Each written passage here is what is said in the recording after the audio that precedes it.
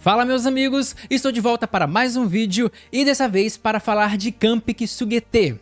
E nesse vídeo eu vou falar sobre o segundo e o terceiro episódio do anime e também eu quero comentar sobre uma personagem que está chamando a atenção de muita gente e que vai te surpreender com certeza, que é a Mia, a irmã da protagonista.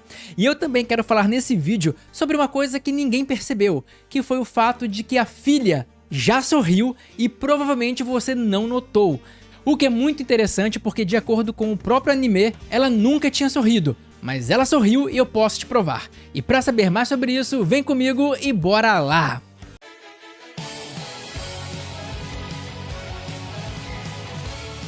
E meus amigos, só um aviso rápido antes de ir para o assunto do vídeo. Se você tá gostando dessa série, se você gosta desse anime e se você quer mais vídeos sobre ele, dê uma hypada nesse vídeo, dá um like nesse vídeo porque ajuda demais.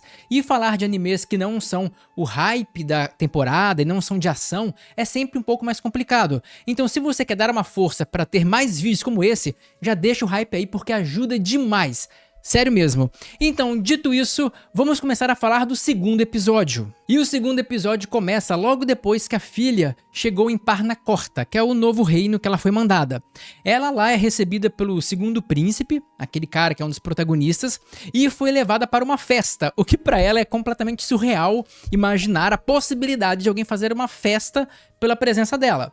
Mas ela fica lá sem saber o que fazer, e logo esse segundo príncipe aparece para falar com ela. E depois aparece também o irmão mais velho dele, que é o primeiro na linha sucessória ao trono, né? E nessa cena toda, tem alguns pontos que vale a pena destacar, porque eles foram muito bem feitos. Um primeiro ponto é o como que ela é relutante até mesmo em oferecer ajuda. São os medos dela, porque você repara que ela fala, olha, eu posso ajudar a aumentar o volume de chuva, que nem ela fez no reino dela. Mas ela sempre pensa, eu tô falando demais. Ela lembra dos maus tratos que ela sofreu no reino dela, onde as pessoas chamavam ela de enxerida, tipo, isso aqui não é a sua função, fica na tua, você é santa. E isso é legal porque eu até falo que esse anime tem muito mais cara de Watashi no Shiawase, tipo Meu Casamento Feliz, do que o próprio anime com esse nome. Porque aqui sim ela foi para um lugar onde ela vai ser feliz, e o único obstáculo para ela é ela reconhecer, ela saber o que é ser feliz. É ela se conhecer e conseguir aproveitar os momentos, mas o ambiente para ela já está perfeito, né? Mais um outro ponto interessante a se destacar nessa cena é o fato de que o segundo príncipe, ele pede desculpas para ela por ter comprado ela, porque basicamente ele pagou por ela, então de certa forma ele tratou ela como uma mercadoria. Mas nesse ponto, nesse episódio também é mostrado que a proposta de vender ela não foi dele, foi do rei, do príncipe no caso, do reino que a filha nasceu, né? Mas mesmo assim, ele dar dinheiro em troca de uma pessoa realmente faz parecer que é uma coisa completamente mercadológica, né? Ignorando os sentimentos dela e tudo mais. Mas ele, como um príncipe, é compreensível também, visto que o principal objetivo dele, a principal função dele é proteger o reino e o povo dele. Então ele não poderia deixar essa oportunidade passar. Mas foi bem bacana do lado dele reconhecer que isso é um pouco complicado, você oferecer dinheiro em troca de uma pessoa sem essa pessoa consentir. Mas logo depois o anime continua um pouquinho com a chegada do outro príncipe, eles conversam um pouco, mas na cena seguinte já mostra a filha andando, tipo numa carruagem, indo para a casa dela, que por sinal é uma mansão gigantesca. Mas ela também, durante o caminho, ela repara que as pessoas em Parnacorta estão falando sobre ela. E as primeiras coisas que essas pessoas falaram não foram boas, ao contrário de que muita gente estava pensando. Porque as pessoas falaram, olha, a última santa era tão boa, eu nunca vi ninguém como ela. Essa daí parece meio fria, né? Ela tem um jeito estranho. As pessoas estavam estranhando, o que é normal, porque a filha, de fato, é uma pessoa muito quieta, reservada, com um olhar meio inexpressivo e ela passa essa sensação. Então é normal que as pessoas, ao baterem o olho nela, tenham uma impressão errada. O problema não é isso, o problema é permanecer tratando ela assim depois de ela fazer inúmeras coisas. E é aqui que Parnacorta vai se diferenciar demais do outro reino que ela estava, certo? Mas logo depois ela chega lá na mansão dela, que o lugar que ela vai ficar, que é maior do que a casa que ela tinha lá, e olha que ela era uma nobre, e ela passa a noite na mais plena paz no seu novo reino. E a cena seguinte já mostra ela acordando no dia seguinte e se preparando para iniciar os trabalhos. E o horário que ela resolve fazer isso é tão cedo que ela choca o pessoal. E entenda o pessoal como aqueles dois auxiliares dela, que é a Lena, ou Rena, não sei como vocês vão falar o nome dela, e o Leonardo. E esses dois ficam surpresos porque, cara, por que você tá acordando tão cedo? Meio que eles falavam assim, olha, aqui ninguém vai te pressionar não, cara, faz no seu tempo. Mas não, ela acordou e disse que tinha uma missão pra fazer. Aí eles foram junto com ela, porque eles são meio que os guarda-costas dela, no caso auxiliares dela, né? Que teoricamente ela nem precisa de guarda-costas de verdade, visto que é poderosa pra caramba. E ela então tava indo pra missão com seus dois auxiliares. E ela tava olhando um lugar, tipo um mapa, e fazendo umas anotações. E aí até perguntaram o que ela estava fazendo, o que tinha naquele mapa. E ela começa a explicar que ela estava olhando as regiões para saber onde tinha mais monstros, porque pelo conhecimento dela, ela sabe que regiões montanhosas, de floresta, são onde os monstros ficam. E ela até fala uma curiosidade legal de Parnacorta, que é um problema que eles enfrentam desde sempre, que é o fato de que aquele reino ele é localizado no meio do continente, cercado por outros 5 reinos. Além disso, ele é cercado por florestas e por montanhas. E essas florestas e montanhas ficam normalmente na fronteira com outros reinos. Então os monstros que ficam na floresta de Parnacorta começam a incomodar os reinos vizinhos. Então eles começam a solicitar o reino, Parnacorta, a eliminar os monstros, falando tipo, oh, seus monstros estão vindo pra cá, eu já tenho que cuidar dos meus, cuida dos seus. E isso justifica o porquê lá tem tanto problema com monstro e também o porquê que a galera de lá é bem mais treinada. Vocês viram que no terceiro episódio, ela reconhece que os soldados de Parnacorta são muito eficientes. E depois da conversa, eles chegam no local que é onde ela iria fazer a barreira. E nesse local você pode ver que é todo meio escuro. É como se os demônios ou as criaturas emanassem algum tipo de energia, alguma coisa sombria. E aí ela começa a fazer as barreiras, né? Ela começa a orar, a fazer as magias dela para purificar o local. E nesse momento começa a vir algumas explicações muito interessantes sobre as barreiras e os poderes das santas. E o Leonardo fala, já que ele foi auxiliar de outras santas também, ele fala que elas fazem pilares. Então são locais, pontos que elas purificam, que ficam emanando energia, ficam jogando energia, e ela faz esses pilares em vários locais. E quando esses locais, esses pilares formam um círculo ou algo próximo de um círculo, uma barreira cresce sobre eles e protege a região. E ele depois mostra, inclusive, que essa barreira, feita por alguns pilares, pode virar o pilar de uma barreira maior. Então você elabora, tipo, 5 pilares, forma uma barreira. Aí você faz 5 barreiras dessas, com 5 pilares cada, e forma uma barreira ainda mais poderosa. É como se fosse barreira em cima de barreira.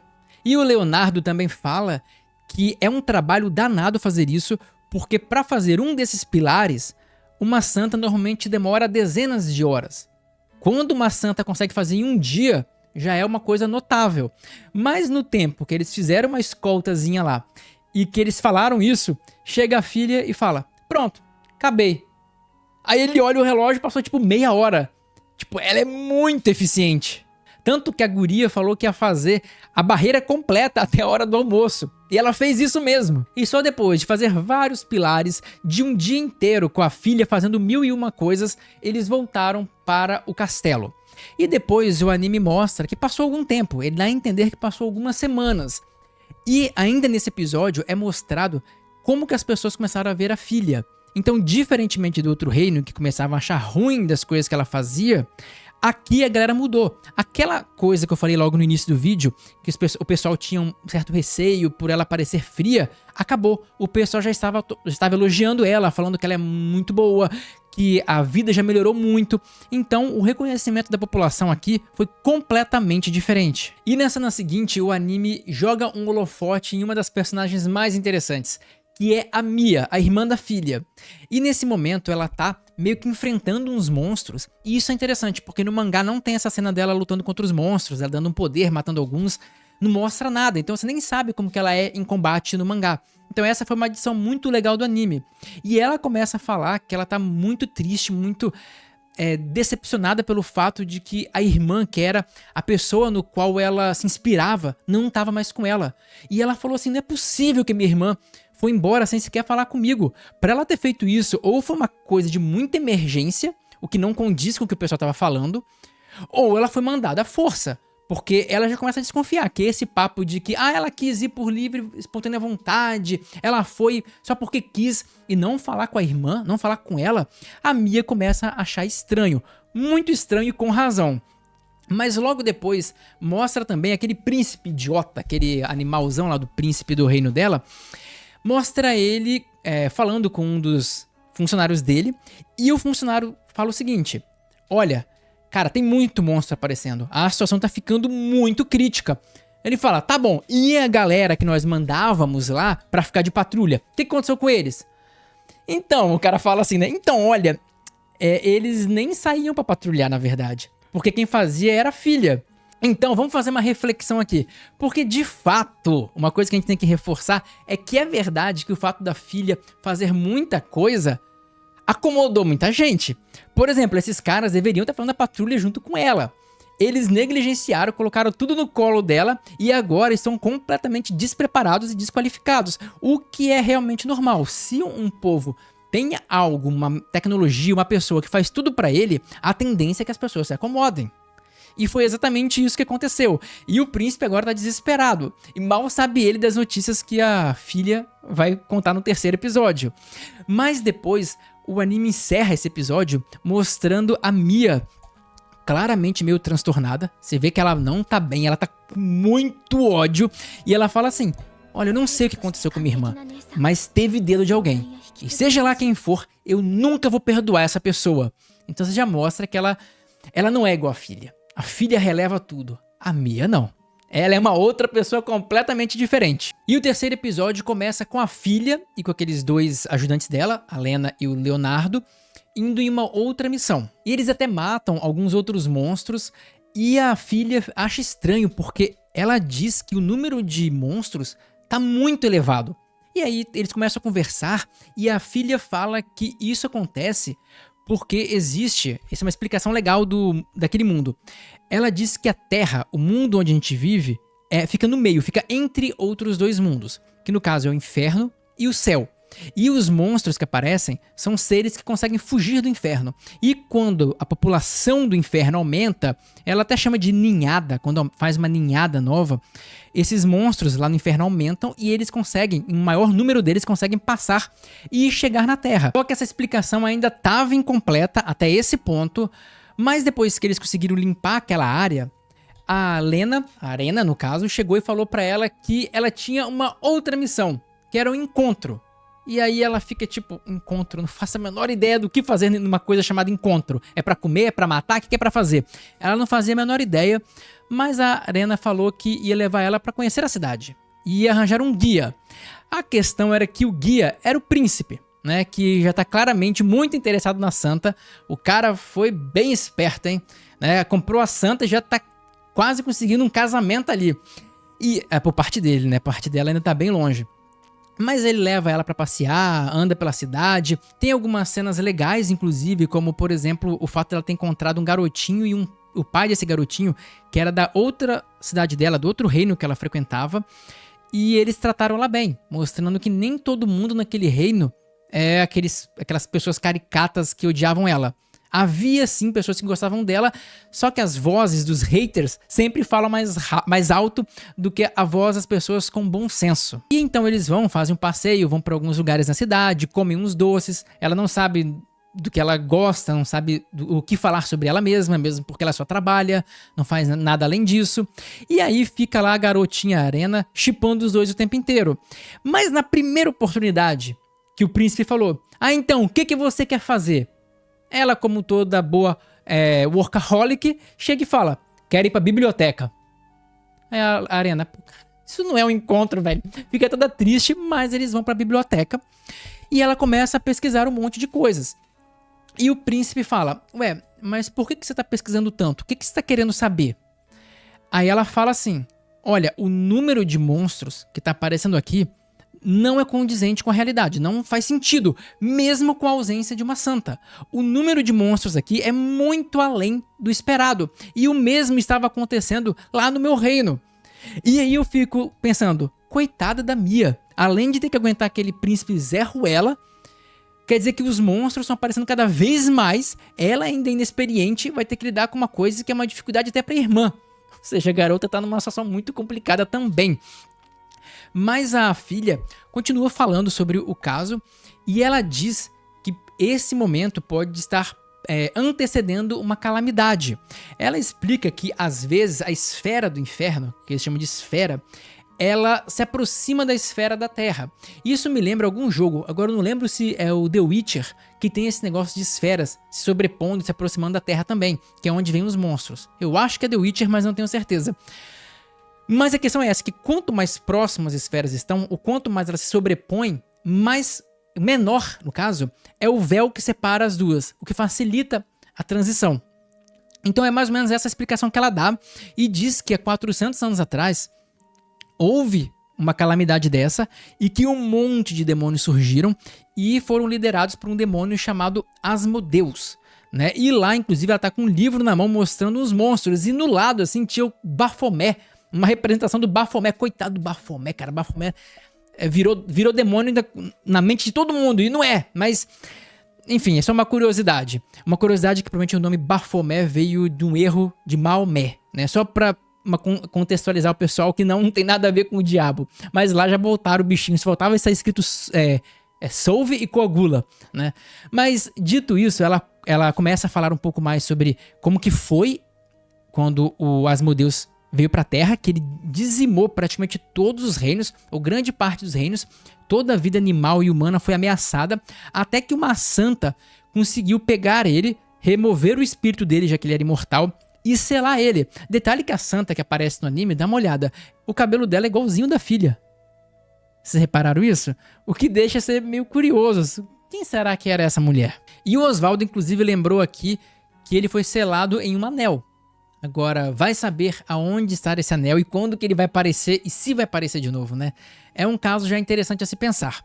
Mas essa profecia toda da filha acendeu o alerta do príncipe, que logo convocou uma reunião com toda a alta cúpula do reino para a filha falar da preocupação dela. E aí ela foi uma saia justa danada, coitada. Você pode ver a expressão dela, que ela estava muito desconfortável lá, porque no antigo reino ninguém dava bola para ela.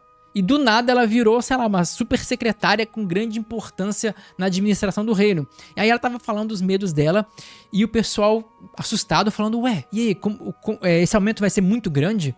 Ela falou, olha, pode aumentar em 10 a 20 vezes o número de monstros. Mas, cara, ferrou. A gente não vai ter condição de combater isso. A gente já não combate atualmente, imagina 20 vezes mais. E aí começa a dar aquele desespero, e falando que o orçamento tá apertado, mas o príncipe de lá, muito esperto por sinal, falou, vamos triplicar o orçamento de defesa. Vamos aumentar. Não tem jeito. Aí os caras, mas é perigoso.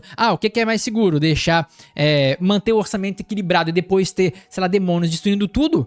Cara, assim, tem que preservar o mais importante. Ele não falou isso, mas a ideia por trás era isso, muito prudente. Inclusive a filha fala, nossa, corajoso ele, porque mesmo um príncipe, se gastar dinheiro de forma deliberada, pode ser punido.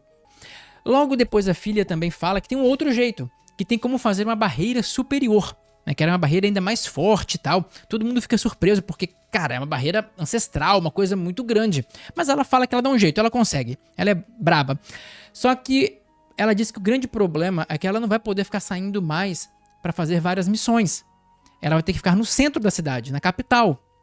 E o príncipe fala, é só isso, então tudo bem, é bom que você não se esforça tanto, que você tá trabalhando demais. Mas também é um problema porque, né, quem vai fazer essas missões de extermínio que ela tá fazendo, lá de purificação e tal, aí vai ter que ser os cavaleiros deles, né, o que, enfim, vai ter algumas baixas e tal, a menos que vamos dizer que uma outra santa vá pra lá. Nunca se sabe, não é mesmo? Mas dito isso, eles fecham esse acordo, vai ter todo esse investimento, todo esse trabalho para proteger o reino. E logo na cena seguinte, a filha tá num canto meio triste, e o príncipe, já muito perceptivo, chega lá e fala, olha, você tá meio triste, tá tudo bem com você?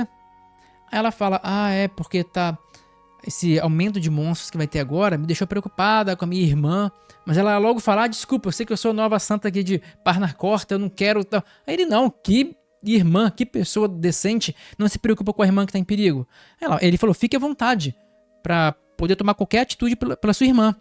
E aí, a filha fala, então vou escrever uma carta pra ela. Na maior boa intenção, escrever uma carta pra ela. E é aqui que eu digo pra você que a filha sorriu. Não foi um sorrisão aquele, assim. Não foi, mas olha ela escrevendo a carta. Ela tava com um sorrisinho aí sim, vai dizer que não.